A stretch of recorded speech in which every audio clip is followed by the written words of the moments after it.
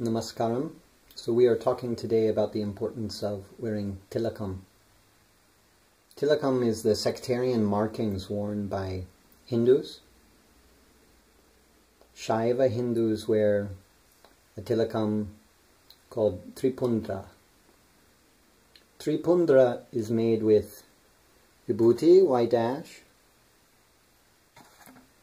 Chandan, sandalwood, and kumkum. Kumkum is a red powder made with turmeric. We'll talk more about all of those. First, we want to discuss the importance of wearing Tilakam. We could make a distinction also that the Vaishnavas wear a different Tilakam called Urdhva Pundra.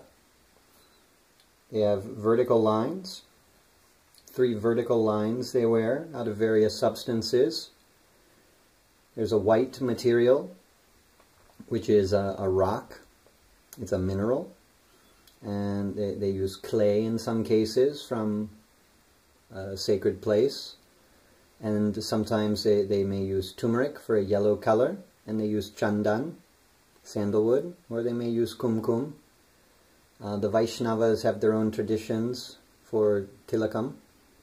And so we'll talk about the Shaiva tradition for Tilakam. The various substances used in Telecom are used for specific purposes. The Vibhuti has purifying effects, very sacred energy to it. The Chandan has calming, cooling, grounding effect. It brings about meditative consciousness. And the kumkum and turmeric itself stimulates, opens the subtle channels, the nadis in the body. There are marma points, like acupressure points on the forehead. In particular, we apply a bindu, a bindi, at this point, a dot, symbolizing the one God that the universe comes from. And at this particular marma point is connected to the Akya chakra, the third eye chakra. And this stimulates a calmness. This is one of the main marma points for pacifying Vata dosha in Ayurveda. So it brings about a calming, meditative consciousness. Wearing Tilakam protects a person spiritually, energetically. These sacred substances create a shield around the aura. Vibhuti, in particular, shields a person. The Vibhuti also opens a channel so that the devas can see a person. Our guardian devas are with us, but as we go certain places in the world, they may have trouble to see because they're in a different realm. And so the Vibhuti creates it's like a film, it creates a light, like a window that the devas can see through, and they can guide us and bless us better. The kumkum applied to the third eye opens this Akya chakra, the third eye chakra.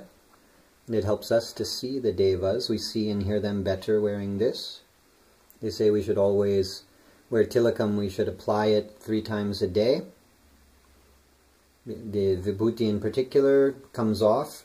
So in the morning after bath, and midday and evening, we should apply Tilakam and reapply Tilakam. They say every day. In the Shastras, we should apply it after bath. We'll talk about the ways of wearing it later. First, we'll discuss the substances used for Tilakam. It's white ash, Vibhuti. You can see here it's a very, very fine powder. Very, very fine. And it's a white color. You can see a light white color there. A good quality Vibhuti, they say, comes from Parani, where the famous temple of Lord Murugan is in Tamil Nadu, that the best quality Vibhuti comes from there.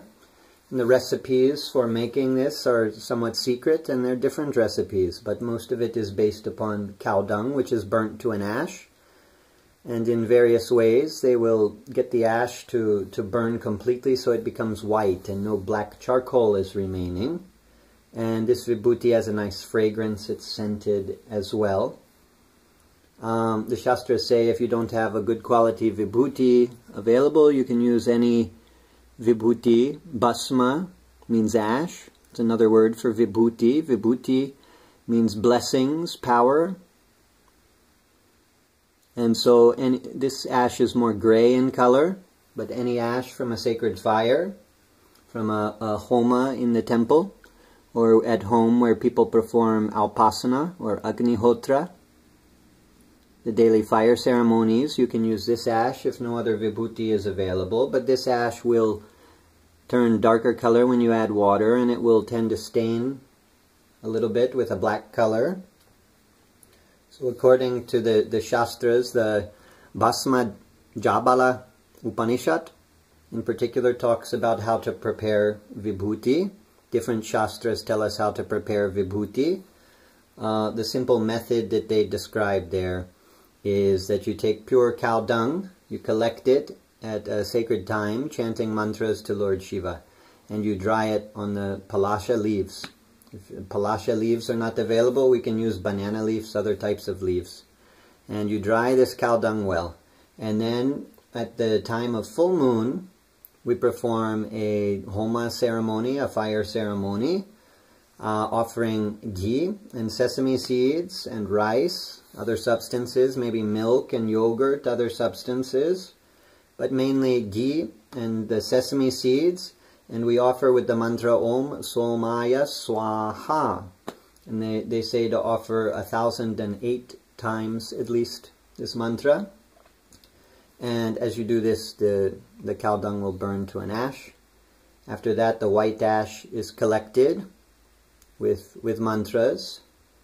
Manasto Ketanaye mantra for Rudra, and the Pancha Brahma mantras, Sadyo Jatam Prapadyami. And so water is added, and the ash is filtered if it needs to be. The white ash is collected, and the black ash is left there remaining. And before applying, water is mixed with it. And as you apply the vibhuti, there are different mantras in the Shastras for applying vibhuti to different parts of the body. But the mantra in particular for applying to the forehead is the Mahamrityunjaya mantra. Triambakam yajamahe sugandhim pushtivartanam urvarukamiva bandhanan mrityor mukshiyamamritaate. Also the Pancha Brahma mantras can be used. Sadyo jatam prapadyami. These mantras can be used. And we'll chant those later as I show you how to apply the vibhuti. So that is vibhuti. The ash that comes from a ceremony like that will be somewhat less white and more gray like this. If you want it to be more white, there are special methods they use in India. There are different methods, but one method involves piling the husks from the rice and piling cow dung, and then stacking some straw and layering that in that way. And then above that, more rice husk, more cow dung, more straw. And they'll pile that up to about 5 feet in height, and it will burn off over a period of days, and it creates like an oven where it bakes the cow dung as it burns, and this creates a nice white ash. Some Shastras say as we're preparing vibhuti, we should use the Viraja Homa mantras, the same mantras they use for the ordination of sannyasis. Mantras offering the senses to God, to perform Ganapati Puja first, and then Viraja Homam to make vibhuti. After making the vibhuti, they say you have to feed Brahmins. You have a grand feast to feed the Brahmins, and this way the vibhuti is empowered for use. Even if you buy commercial vibhuti, it may be good to sit and do japa of the mantra Om Somaya Namaha to bless the vibhuti, and then feed Brahmins. And then you'll have a very powerful vibhuti, or offer it in a sacred temple, and it will be blessed by the deity there. And you have a very powerful vibhuti in this way. Another way perhaps to make the vibhuti more white would be to, after your havan, after your fire ceremony, you can take the ash and mix with just a little milk and some ghee and put inside a crucible and cover with cow dung and burn, and it will turn to a nice white ash that way. But the vibhuti can be difficult to make unless you want a grayish sort of vibhuti here. So we recommend that you buy the good quality vibhuti from South India, from Tamil Nadu. They say the best comes from near Palani. And here's the brand I have here is made by Sitanathan and Sons. It's a very popular brand of Vibhuti. You can find this online and buy it. It's very nice, fragrant Vibhuti. So then Chandan, or sandalwood, is the next material. They put a circle, they put 3 lines of the Vibhuti on the forehead and a circle of the Chandan. Inside the Chandan they put the circle also of the kumkum, red powder. So Chandan here in South India nowadays, we tend not to use actual Chandan, but these powders. You may also call Pooja Powder. Oops, dropping it. They say you should never drop the sacred substances. Not let it drop on the floor. But this shows you some popular powder. These are very popular for puja because they mix nicely to a paste with water, and then they dry without caking together too much. And it's a nice light color which creates a nice contrast with this. But sandalwood powder itself, if you buy sandalwood in the stores, you have to be careful because there's a lot of stuff marketed as sandalwood which is not. It's either scented powder, scented sandalwood powder, or it's perhaps other powders and chemical fragrances and things. This is pure sandalwood powder. Should be powdered very finely, perhaps using a mortar and pestle, and then put through a sieve or a strainer of some sort to get the fine powder. Sandalwood is becoming very threatened now, and so I do support the thought of not using pure sandalwood. We don't know what is in these sorts of powders, and there could be many chemicals in the popular commercially available powders, so other herbs may be substituted for sandalwood. This is an Ayurvedic herb that has very similar properties to the sandalwood. It's called Ushira, or vetiver root. It's cooling and fragrant and astringent like sandalwood, and so this could be used as a substitute for sandalwood. If you're using pure sandalwood, then the powder will look more brown when applied. You have to make sure it's a very fine powder so that you can make a good paste when you add water, so it will stick to the forehead. Otherwise it won't stick there. Other herbs could be used. Ayurvedic herbs could be blended and used according to your doshas, and there are special herbs for opening the channels, the subtle channels in the body. Herbs like Brahmi and Shilakai and turmeric and various herbs like this Kushta can be used for opening the channels in the body, and some can be used for calming and cooling effects. So many different herbs could be blended and used. We recommend using either the commercial puja powder, or if you want to avoid the chemicals and things, use vetiver powder, or if you can find it, pure sandalwood powder, which will be very expensive. So then kumkum powder, we must be very careful. Kumkum now is made out of many different chemicals, and it can be extremely toxic. They make some from metals, and they look for the cheaper ways to process these things now. And there was an article in Hinduism Today magazine written about the colors used for Holika festival. Holika is the festival where they throw the colored powders in celebration. And some of the colors made were very bright in color. They were so toxic and caustic that people's skin was burning. Their flesh was burning when the colors went on there. And so we want to be careful. Generally they say if you would not eat something that you shouldn't put it on your skin for safety. And so we must be very careful to discern whether we're buying pure kumkum. The pure kumkum, when you add some water to it, it will tend to stain things a little bit yellow. That's one way you can discern whether you have real kumkum powder. The nice quality kumkum powder made in Tamil Nadu is made this way, and it's often scented as well, but we'll show you how to make kumkum powder. If you take turmeric here, we'll take a big spoonful of just pure organic turmeric powder. We'll take 3 big spoonfuls here of the turmeric powder. Just plain yellow turmeric powder like you buy in the supermarket, and so we have a decent amount of that here. I'm going to add this to my mortar and pestle here. We'll try to set this up so you can see what's happening as we mix these together.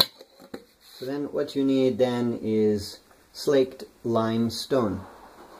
Slaked lime in small quantities, it's edible. It's one ingredient they use in the pan mixture, pan supari mixture, the betel leaf chewed after meals.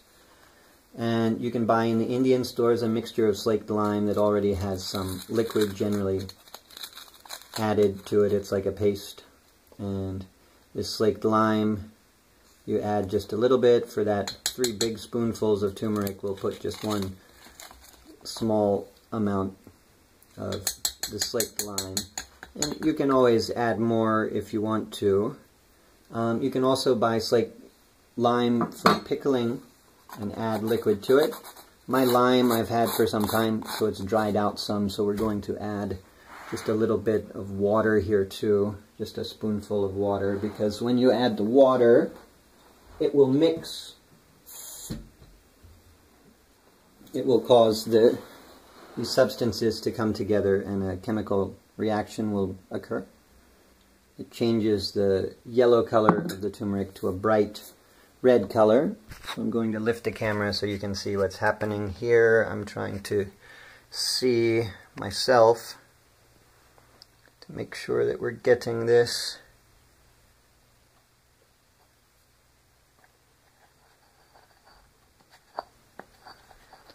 So as these are mixed together, the color will start to change, as you see there. It's starting to become a reddish color. We may need to add more liquid, and we may need to add more of the lime.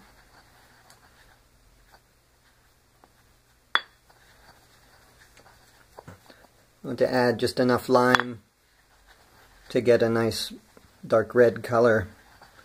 You can make it as dark or as light as you like. Often it's made a relatively dark color for pujas. So I'm going to add just a little bit more of the lime and a little bit more water as well to help facilitate the mixing. After you blend these together, you've got to dry it, and it will be a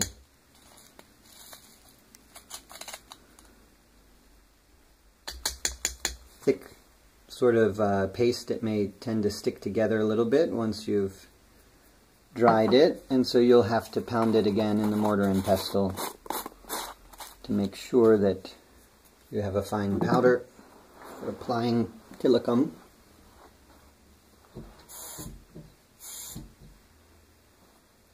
If you add too much water, it can make it hard to dry.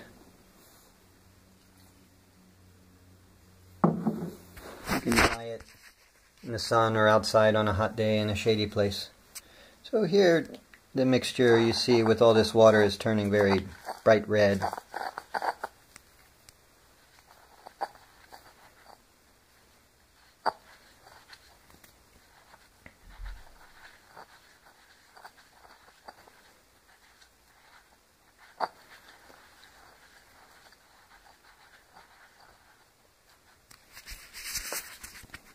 So I'll put this down for a moment so I can work here. But you see this nice dark red color here.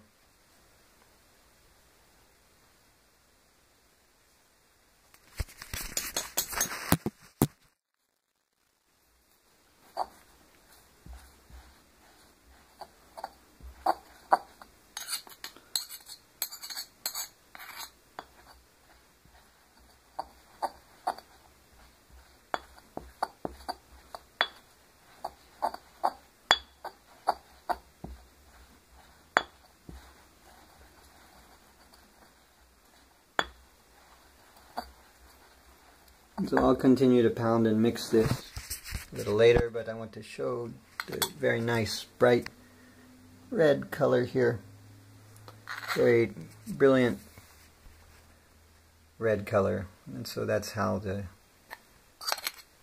kumkum is made. And applying kumkum We always keep it in its powdered form because if you add too much water it will stick together and then it will make it very difficult to apply the next time. So we'll show you where and how to apply the Telecom.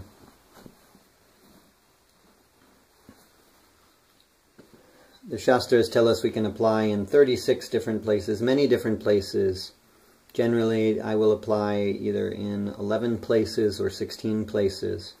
So first is the arm, both arms there. So in 6 places there, 7, 8, 9, 10, and 11. In the back of the neck, front of the neck, and the chest. Or if you want to do 16 places, we can do in addition to that 12, 13, 14, 15, 16.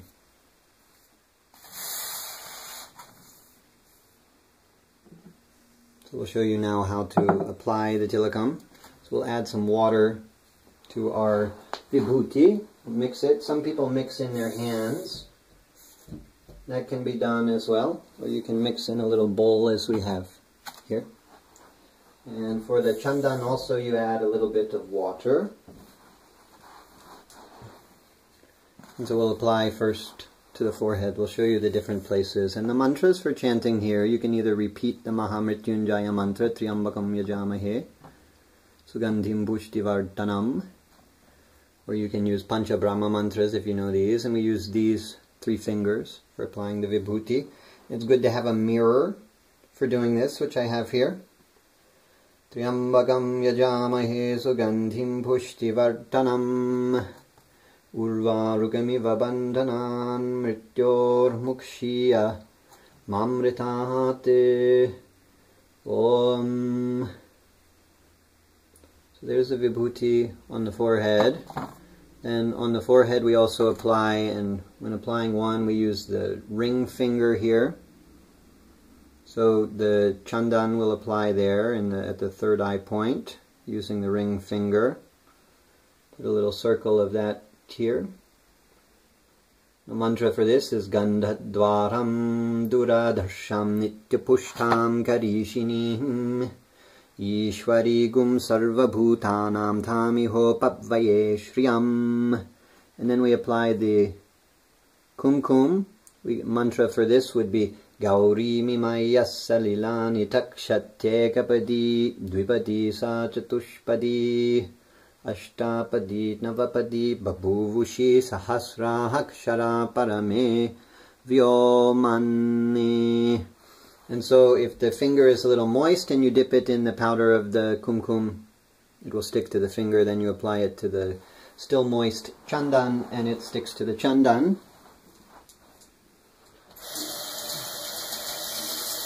Then I'll rinse the hands to continue to apply the Vibhuti. Women would apply not 3 lines of Vibhuti, just 1 line of Vibhuti. And if you have to go to work and you don't want to wear 3 lines, you could apply just 1 line. At least you should have 1 little line of Vibhuti all the time. They say at the time of birth and death in the family for 31 days we should not wear Tilakam. And women at the time of their monthly cycle should not wear Tilakam for 5 days from the onset of menstruation. They shouldn't wear. Or if they have a very long cycle, they should wait until the cycle is over to wear it again. There are traditions for divorced women or unmarried women not wearing red. They may wear black instead. Women also will wear kumkum in the parting of their hair if they're married. It's one sign of married women. And so I'll apply the Vibhuti to the other parts, and as I continue to do this, the Vibhuti on my forehead, you will see, will be drying, and it becomes a more white color. So we can use the Pancha Brahma mantras. Om Sadjo Jatham Prapadyami Sadjo Jathaya Vai Namo Namaha Bhave Bhave Nati Bhave Bhavaswamam Bhavod Bhavaya Namaha Vamadevaya Namo Jeshtaya Namashresh Taya namo Rudraya namah Kalaya namah Kalavikaranaaya namo Balavikaranaaya namo Balaya namo Balapramatanaya namah Sarvabhutadamanaya namo Manonmanaya namaha. Aghorebhyo taghorebhyo ghoraghoratarabhyaha sarvebhyah sarvasarvebhyo namaste astu rudrarupebhyah tatpurushaya vidmahe mahadevaya dhimahi tanno rudra prachodayate Ishana sarva vidyanam Ishvara sarva bhutanam Brahmadipatir Brahmanodipatir Brahma Shivam me hastu sada Shivam Harihi Om. Or if you don't know these mantras, you could at least say Om Namah Shivaya. And they say the vibhuti that remains on your hand, you shouldn't let it drop. You wash your hands with water and you drink that water as a blessing. Vibhuti can be consumed in a small quantity. It's safe to eat.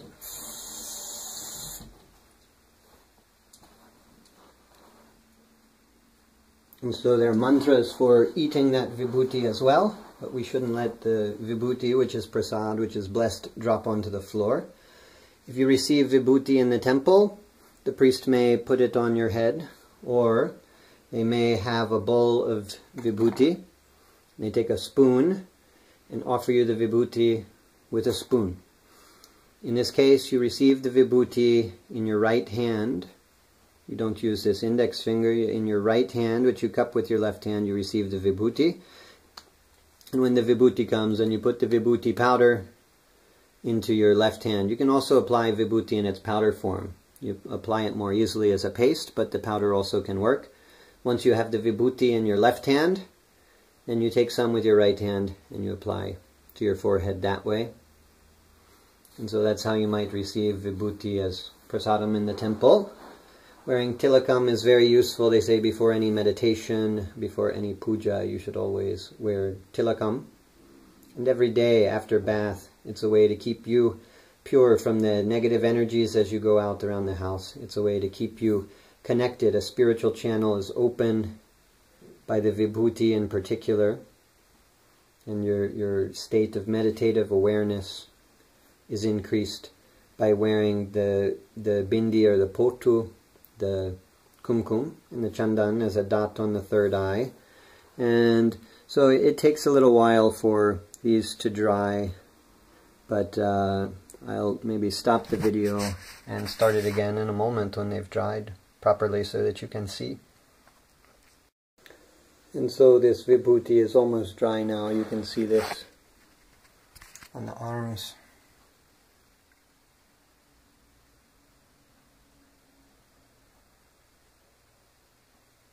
So this shows you how to apply Tilakam.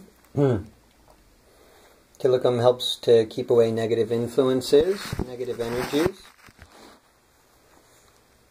They say that it keeps away negative spiritual energies, but also from people. If you're walking around, people may look for people they can get into trouble with.